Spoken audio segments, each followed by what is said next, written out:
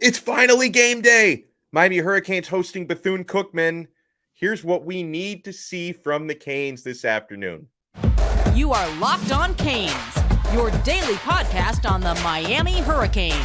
Part of the Locked On Podcast Network, your team every day.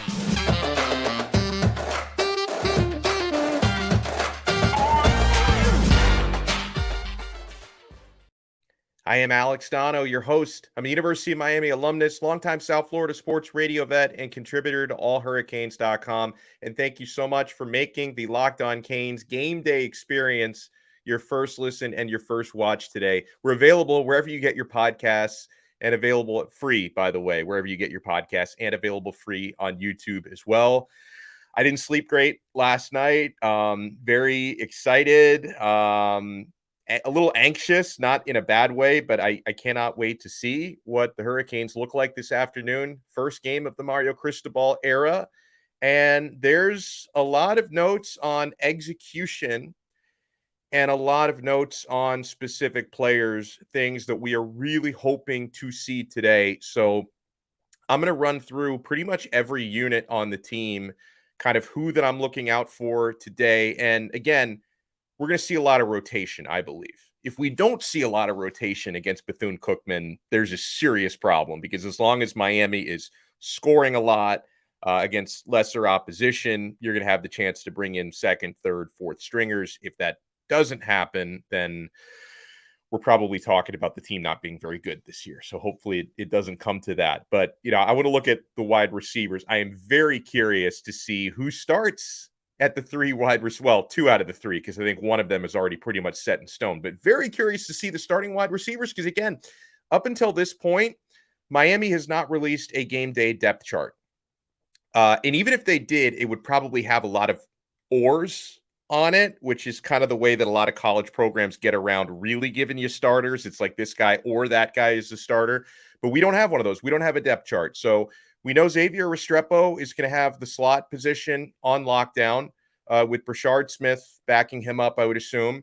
So when it comes to the boundary guys, could it be Keyshawn Smith, who started every game last year? Frank Ladson, is he going to get one of those spots? Michael Redding, who's had a really good camp, is he going to get one of those spots? So you've got, three or four. And Jacolby George also in the conversation as well. We're still not 100% sure if we're going to see Jacolby George in this game. If he is available and eligible to play today, then he could definitely be a candidate to start. We don't know exactly what's going on there. He was seen in practice early this week wearing Bethune-Cookman colors, meaning he was on the scout team. And usually when you see a guy like that on the scout team, you put two and two together. I wonder if he's maybe suspended for a game. We don't know that. He's obviously a candidate there as well. So you're talking about, 4, maybe even 5 guys competing for 2 spots here.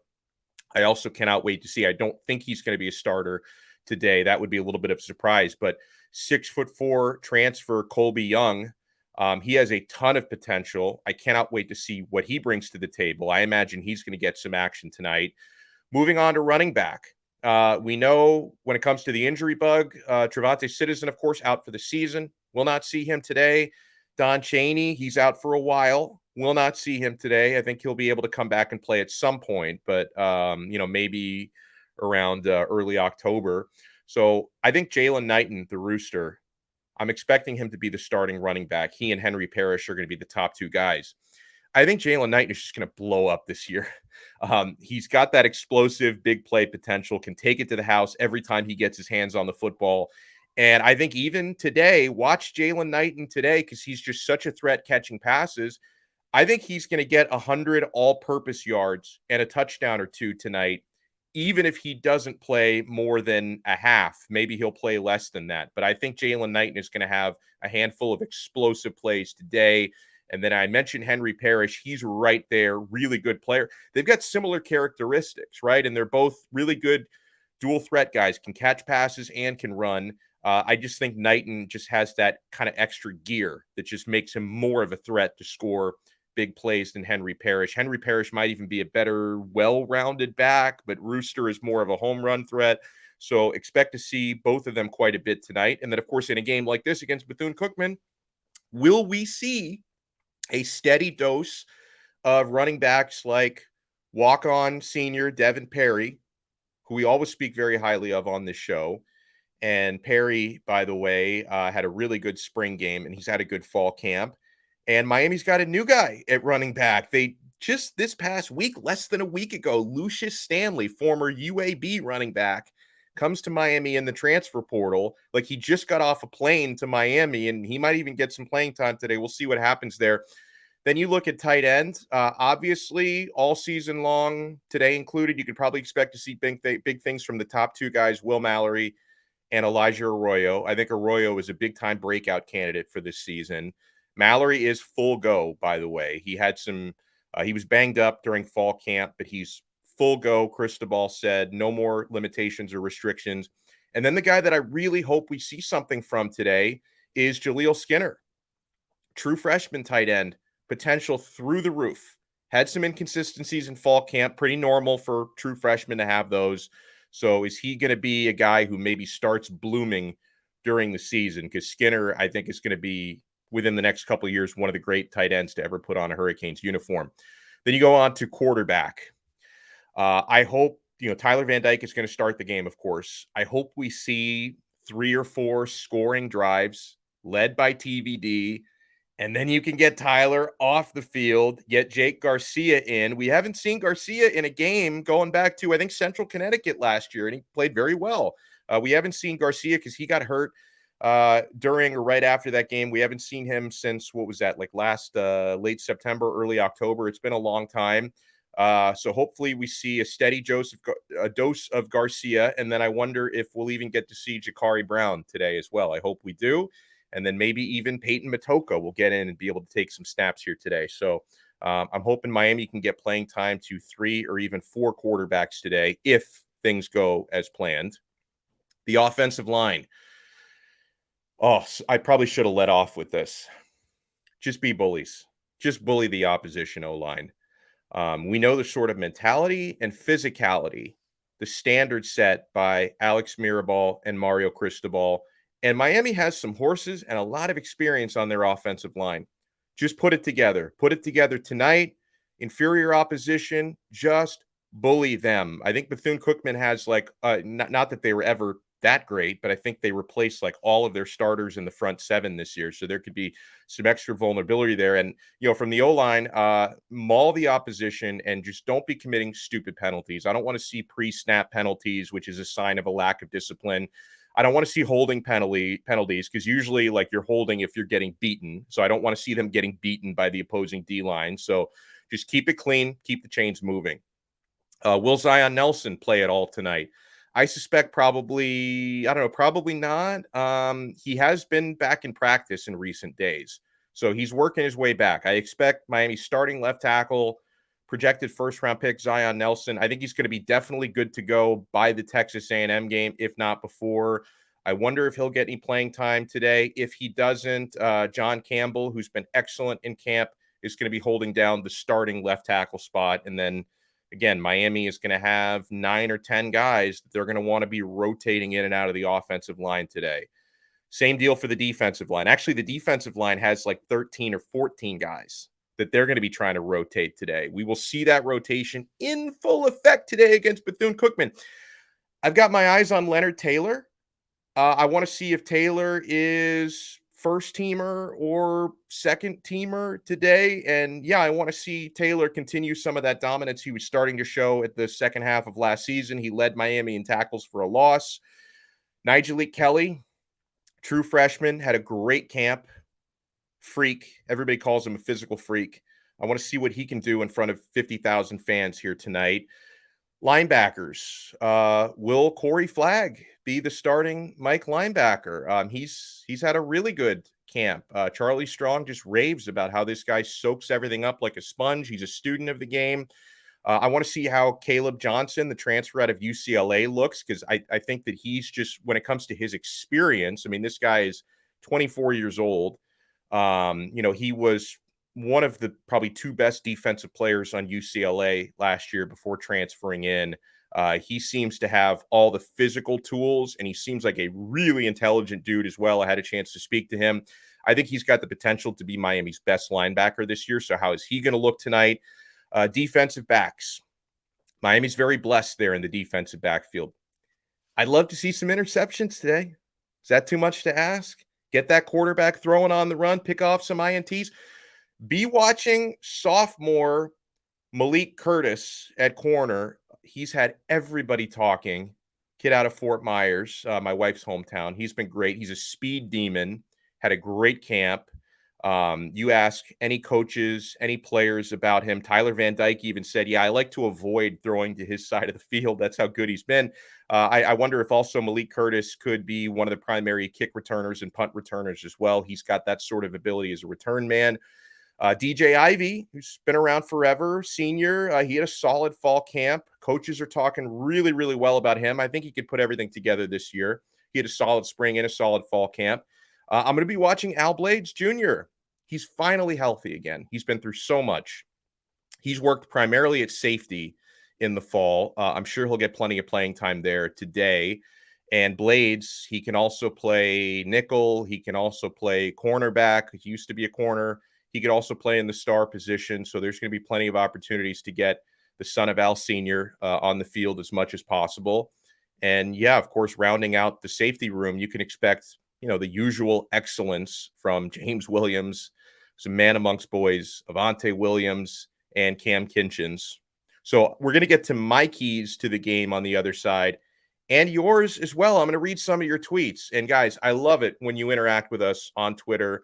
We're always reading your tweets. We're liking your tweets. Sometimes we read them on the show. And if you follow us at Locked On Canes, follow the show Twitter at Locked On Canes, we will follow you back. So we're going to read some of your tweets on keys to the game, and I will give you mine right after we talk about the importance of driving sober. Are you one of those people who thinks it's okay to drive stoned? What's the worst that can happen, right? You end up driving below the speed limit. It's no big deal, right? Wrong. The truth is your reaction times slow way down when you're high. You not only put yourself in danger, but everyone around you. Talk about a buzzkill. So stop kidding yourself, man. It's not okay to drive high. If you've been using marijuana in any form, just don't get behind the wheel. If you feel different, you drive different. Drive high, get a DUI. Thank you so much for making this game day edition of Locked On Canes your first listen and your first watch today. We're available free wherever you get your podcasts and available free on YouTube. So I was able to narrow this down to my 5 keys to the game. 3:30 p.m., Hard Rock Stadium, Miami welcoming in the Bethune-Cookman Wildcats. Number 1, get everyone out of here healthy. All right, I don't want to be talking about any injuries. I know that injuries, it's a physical, violent game, act of God. You can only control so much, but let's just hope Miami gets everyone through this game with just minor bumps and bruises at the worst, okay? Number 2, I alluded to this a little bit with the offensive line. Keep the penalties to a minimum. Miami in recent years has been one of the most penalized and least disciplined teams in the country. Cut down on that stuff, man. Listen, occasionally, if you get really fired up and you get an excessive celebration or something, I can let a few of those slide because I love an excessive celebration. But I don't want to see any stupid procedure penalties.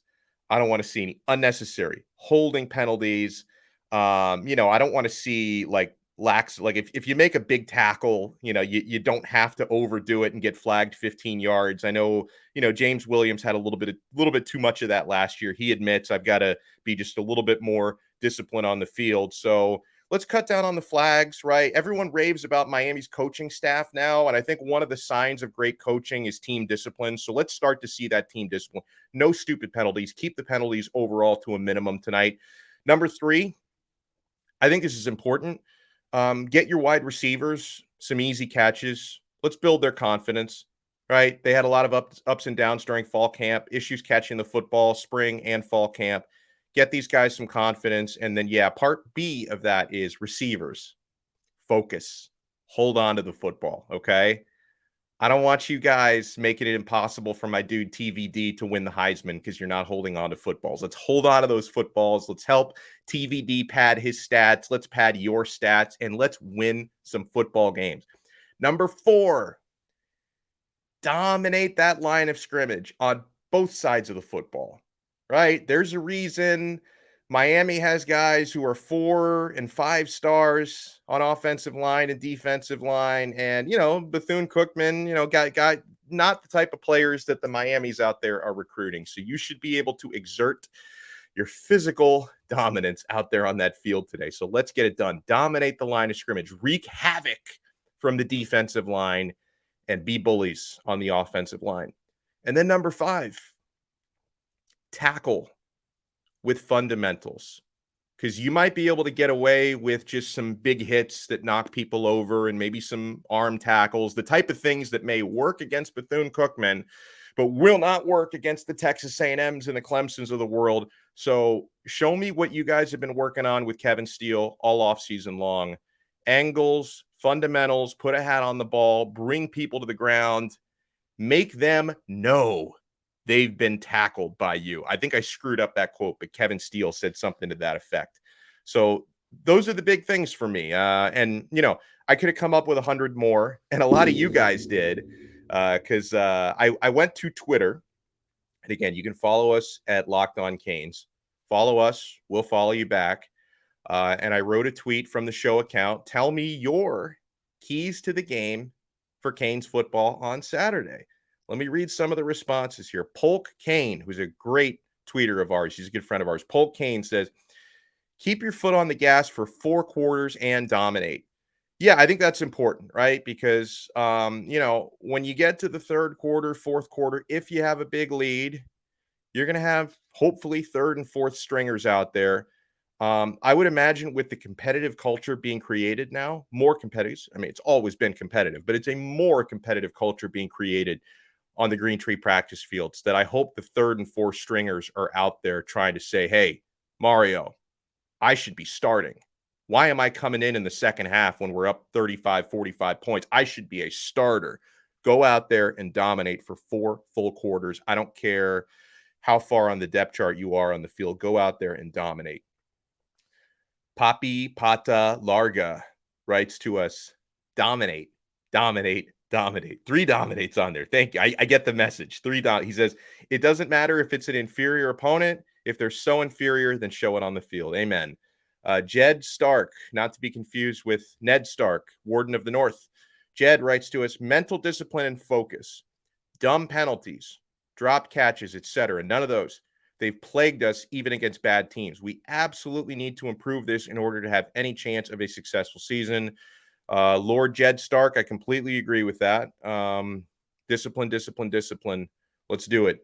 Kubice writes to us, control their quarterback, no missed tackles, and don't do too many penalties. So a lot of you think the way that I think. We're all on the same page here.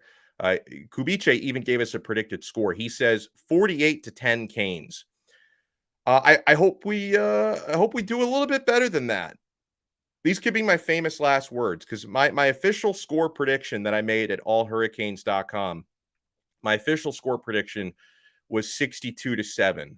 So if we're only scoring in the 40s, not in the 50s or the 60s, I'm not going to look good. So let Hurricanes make me look good today. All right. This is a great tweet from our friend Marla. Like, she went through like every possible key to the game. This is a loaded tweet. Dominate the trenches. Yes, I agree. Establish the run game. Wholeheartedly agree. Pass throughout to work on wide receivers catching the ball despite the score differential. You know what? That's an interesting point here, because I don't know how much they're going to do that, because it's one of those unwritten rules of football. If you get to a point where you're up 45 points, it's the early fourth quarter, and you're still throwing the football down the field, that's one of those things, like it or not, that can be interpreted as disrespecting your opponent because you're trying to run up the score. Now, back in the day, like, Jimmy Johnson wouldn't have cared about that. He would have just kept doing what I don't know. I don't know how Mario is going to handle that, right? Because if you get into the fourth quarter, you're up big, Ja'Carri Brown's on the field, you might be handing it off a lot. So I don't know about late in the game. I think early in the game, I agree with you completely. Early in the game, like when Tyler Van Dyke and Garcia are out there, I'm not saying neglect the run, no, but I do think you need to have a steady dose in the passing game to get your receivers some confidence. She continues, rotate the D-line as much as possible. Yes. Work on fundamentals such as proper tackling. Look for improved linebacker play. Amen. Try to clear the bench. They will certainly try. This is a good one. The last one she writes in here. No booze to our guys. Yeah, it's the football fan can be a little fickle, right? You have a bad quarterback misses some open receivers. In this great building, Hard Rock Stadium, whether it's the Dolphins or the Canes doing things like this, we've been known to have a few boo birds come out. I hope we don't hear any of those tonight. Those are great. I think there might have been one more that came at us from a quote tweet. Jimmy Hero Buckets writes to us, win by at least 28 points. That's his key. And we did a betting episode last night, but it was more of we did like preseason props because there aren't really any official odds for this game. Because like sometimes when it's Power 5 ranked team going up against an FCS opponent, you can't always find like actual odds. Maybe if you find like your Uncle Louie down the block, he might have his own book where he's got odds. But I haven't seen any actual odds for this game. But if there were odds for this game, I would think Miami would be favored by somewhere in the 30s, if not in the 40s. So I hope that they win this game by at least 28 points. And thank you guys so much. And everybody have fun today. Let me know. Hit us up on Twitter at Locked On Canes. If you're headed down to Hard Rock Stadium, or maybe you're at Hard Rock Stadium already, let us know where you're tailgating. I'll be making some rounds, maybe saying highs to some of the tailgaters out there. So hit us up on Twitter at Locked On Canes, or you can tweet me at my personal at Alex Donno, Donno spelled Donno. And please make sure you're supporting the entire network, like Candace Cooper on Locked On ACC. She does an awesome job taking you through the ACC. Her and the local experts have Locked On 30 minutes or less every single day. So make sure you make Locked On ACC your second listen. Thank you for making us your first. Happy game day, everybody. Let's go out there. Let's have a clean game, a dominant game. Let's stay healthy. And we'll talk to you again tomorrow on another episode of Locked On Canes, part of the awesome Locked On Podcast Network, your team every day.